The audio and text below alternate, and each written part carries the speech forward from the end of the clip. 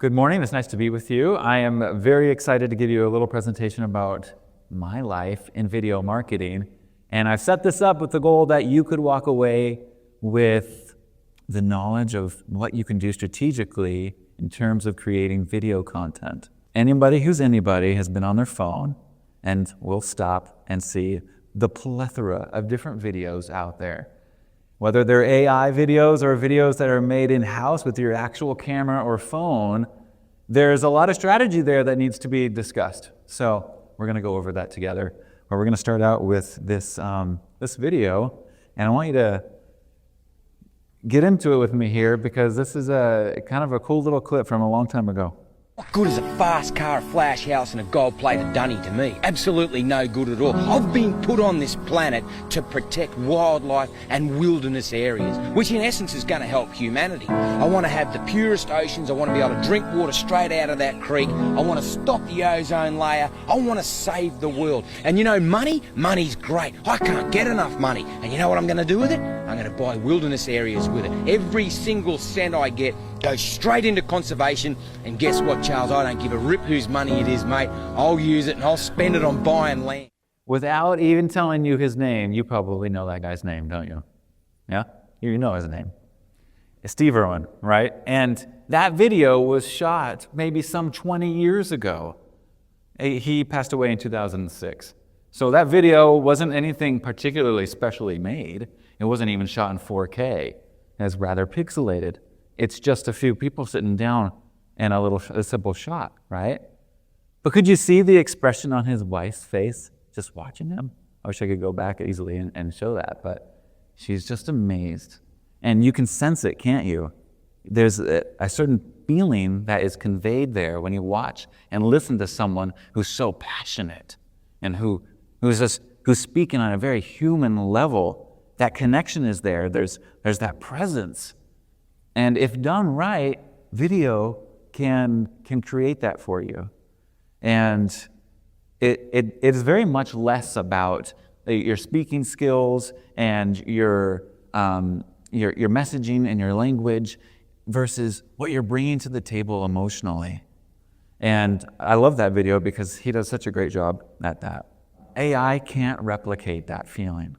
Now, I'm going to go back and forth in this presentation between the two because there's going to be different use cases for both options. Whether you're going to use AI to create your video or you're going to actually film somebody in person. The challenge isn't getting it seen. Like we just saw, there's billions of posts every single day. The challenge is being remembered. And I'd like to focus a little bit about that, about being remembered.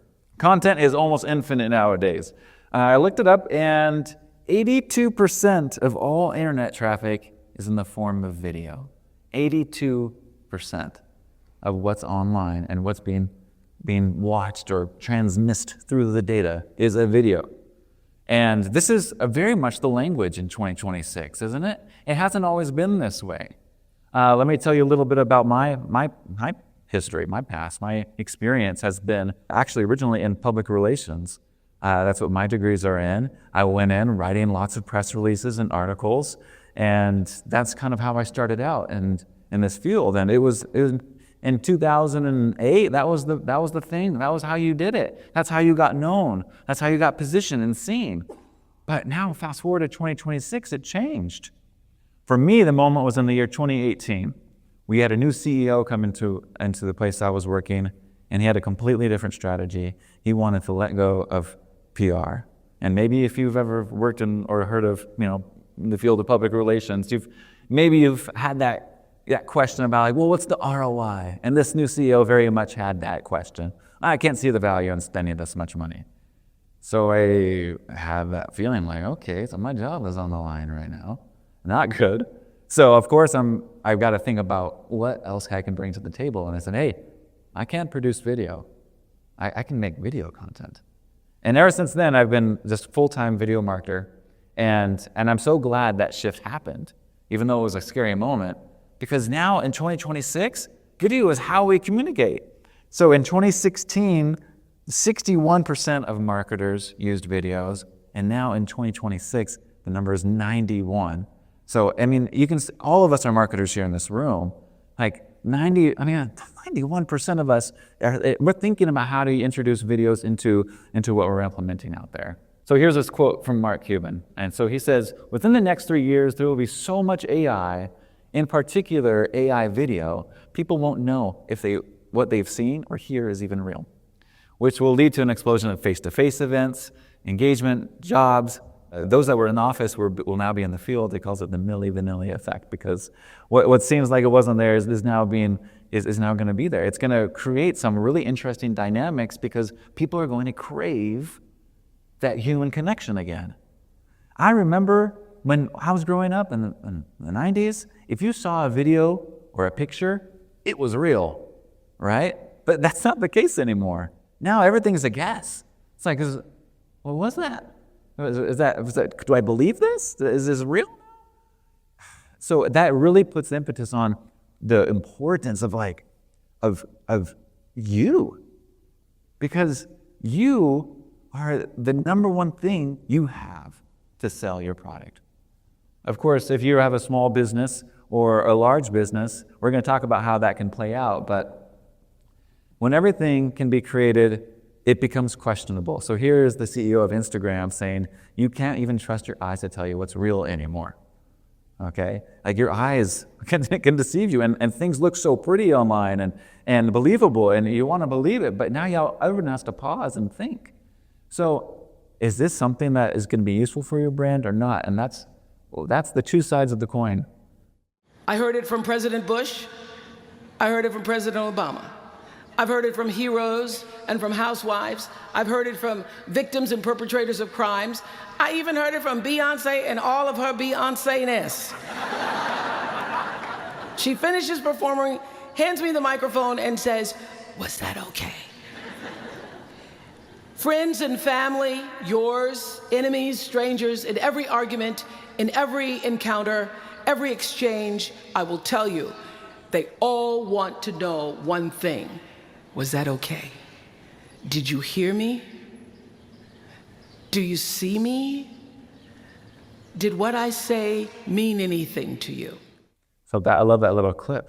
Oprah has interviewed hundreds, if not thousands, of some of the most important people in the world, sitting U.S. presidents, top-class celebrities. And she's saying here that each time, those people you would expect to have their story down perfectly, they come up to her on the side and say, "Hey, was that okay? Did I get through to these people?" Like, it doesn't matter who you are. I've interviewed many CEOs from Microsoft to AWS to many other companies, and they have all felt that shyness coming up on camera. Suddenly they turn into a different person. They're wondering if what they're saying is actually getting through or not. They want to bring that genuineness to the table because they know that brings the credibility and trust, and that is what's going to cause someone to act. So you can probably sense a little bit of my PR background coming in here, because this is how you should essentially set up your business, whether you're just a business of one person or if you are in charge of a marketing team that leads a multinational company or something like that. Like it's gonna matter very much. We're looking for some very important qualities to portray when you're speaking on a camera. You need voice. If again, it doesn't even matter if you're funny or not. We're gonna see an example of someone who's very not funny, but it still works. Emotion, empathy, confidence. These are human traits that you can capture in many different ways. People will remember people. You probably recognize those people there on the right-hand side. It produces this kind of interesting paradigm, two sides of a coin. We have AI. It can bring so many opportunities to the table, but here you have you, a singular person, uniquely you, that you can do something creatively and deliver it all on your own. If you went to business school or took some kind of communications class a long time ago, this little triangle might look familiar. And I promise I'm not going to bore you with this lesson that you probably had a long time ago. But there are three elements in persuasive writing and influence. All right, it's this Greek thing that Aristotle taught long, long ago, which you need to have three components in order to really be of influence to anybody. and this like pathos, logos, ethos. We bring these three things to the table, and you're going to have a much better job at conveying that influence and helping somebody to do something. So the pathos, it talks about emotion, so you're appealing to somebody's emotion. Logos appeals to the logic, so that's like research. You're bringing actual facts to the table that is going to help that person to make a decision. But the last one is ethos, which is appeals to the credibility and ethics to prove the speaker is trustworthy and an authority on the topic. So if you're out there making a sale, if you're out there trying to sell something online, these three things are always going to be in play.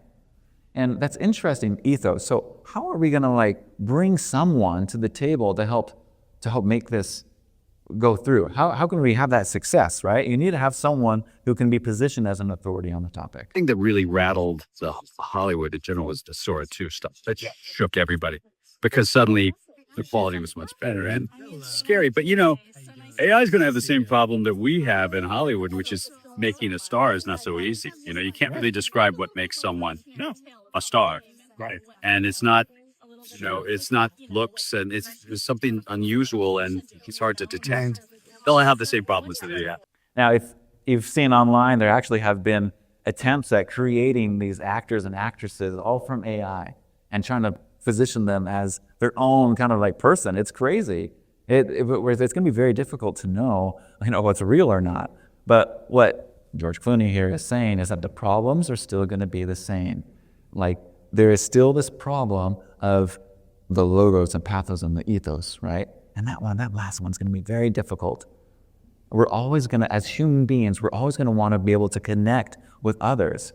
So the way we can do that is by conveying confidence and clarity and passion in your narrative, in your writing. And that goes into this great session we just had before this about the writing, but also in video. So what can AI do for your video? So I would say that these are probably the most important elements of how video can help you today. It will remove a lot of like the silos you don't necessarily need. So now this is kind of on the one side of the coin, guys, about like why AI can be very helpful for your video content. So it can really, just speed track all of your preparatory processes. So at the price of a compute, just a click of a button, you can start to generate scripts. You can start getting ideas and brainstorming. Real-time rendering. There have been, like Google has actually, they put out a whole new ad series now. It's all using their own Gemini product. They're using the generative AI to create their own commercials. It's already happening. Hyper-personalization. This one's crazy because in the next few years, when you're on Facebook, things will be computing so quickly with AI that it will be able to tailor ads and content even more explicitly than it already does, where it could almost even have the AI say your name as you scroll down, and instead it says, "Hey Todd, let me tell you today," and actually it could do stuff like that. It's gonna be very, very engaging and noisy.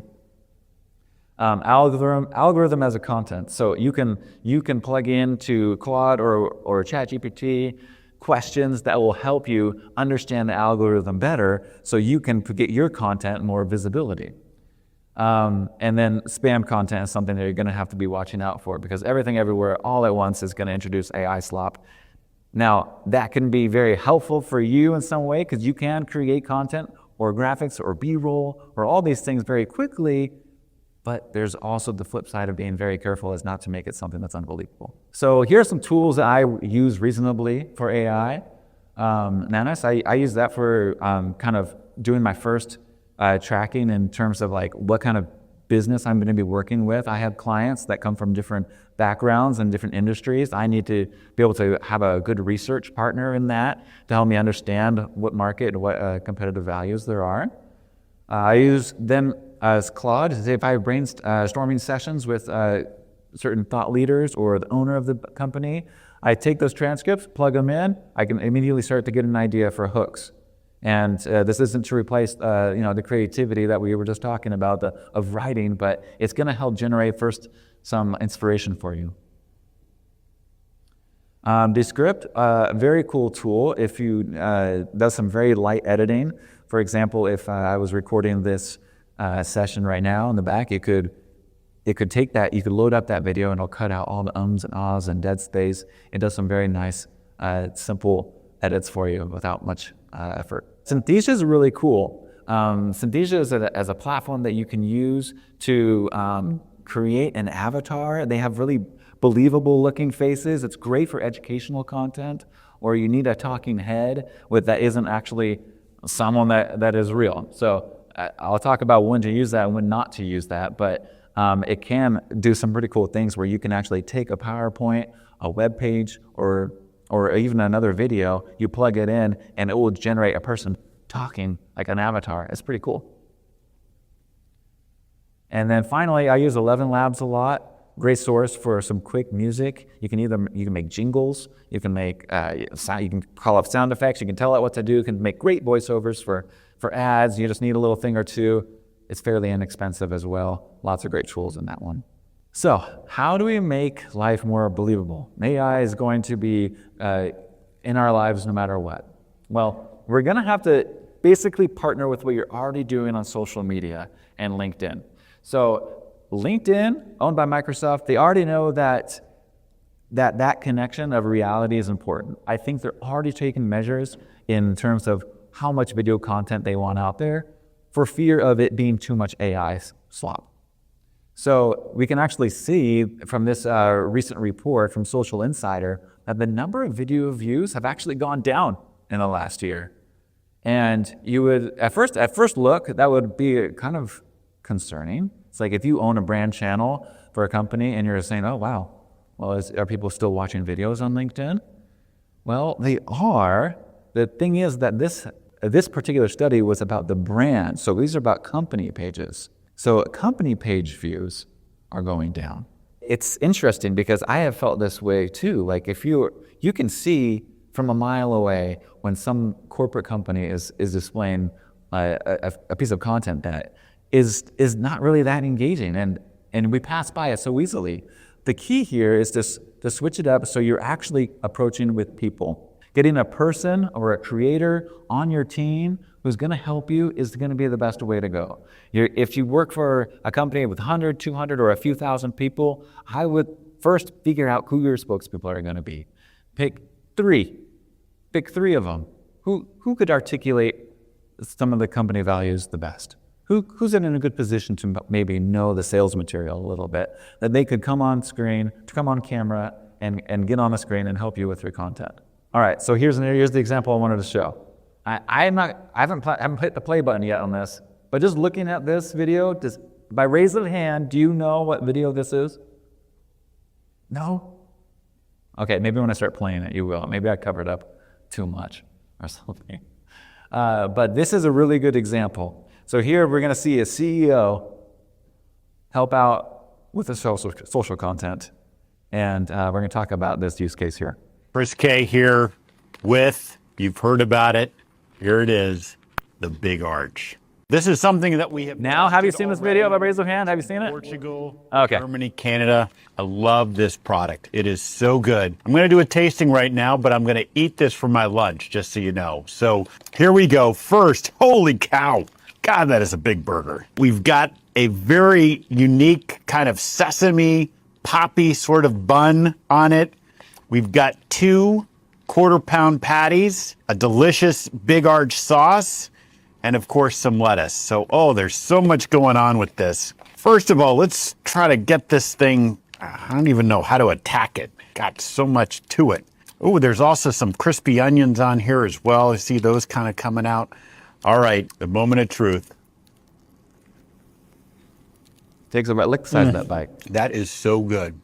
That's a big bite for a big arch. It's distinctively McDonald's. So he goes on a little bit there, okay? But you can tell that bite was tiny, right? And I, as a video editor, I know that they cut that, and they're probably like, hey, Chris, can you actually take a bigger bite? And then, oh yeah, and then I could tell there was a closer shot of a bigger bite that wasn't his original bite. But what's fascinating about this video is that this is the CEO of McDonald's, who has actually been very active and doing this approach very well. And that is he's online, he's connectable, that trust is there. You know, he's the CEO of McDonald's. So that is already like in place for him to help sell in a trustworthy way the product, right? What is also kind of interesting about this video is that he doesn't seem particularly comfortable, does he? Like he's got kind of a, I don't know, is it kind of dorky? Maybe? I don't know, it's kind of nerdy, maybe? You can kind of feel that. He calls his hamburger a product. Let me taste this product. You know, it just sounds a little kind of weird, but that, because of the way he delivered that, and because of his awkwardness, that video got reposted and retweeted and made fun of like the world over. We're talking millions and millions of follow-up videos on that because of people imitating his style, making fun of it, analyzing it, and talking about the burger. Like, it actually generated a ton of impressions. So it doesn't matter if you're the best on camera or you're not, or the person you're filming is the best. It really comes down to making it authentically you.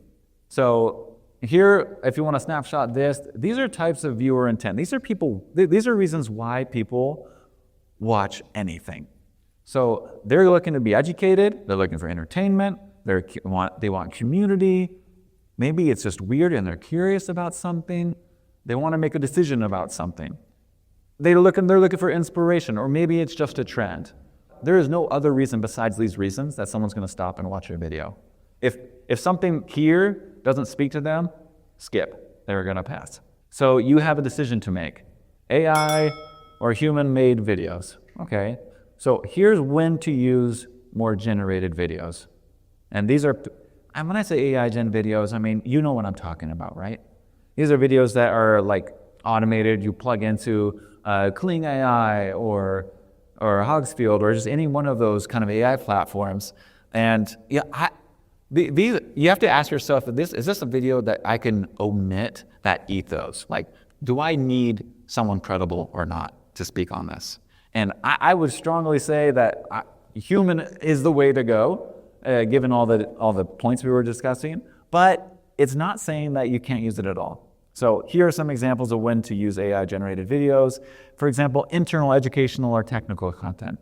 If you needed a quick video that you're sharing internally that you're not using for sales or marketing, by all means, plug it into Synthesia, kick out a quick little educational video or an internal video going over something that maybe your employees are going to watch, and make it happen in a snap. You're going to save a ton of time. I like this example, comedy and cartoons. Like, when something's obviously AI, it's kind of a different story. It's a different take. You can use that in a creative sense. Or other abstract, non-human ideas. I see a lot of like historical things from like picturing maybe how things looked thousands of years ago. That could be a good approach. Or maybe you just need something straight up informational or demos, low cost, low budget. Those are the things that are going to bring you. The AI is going to bring you for some success there.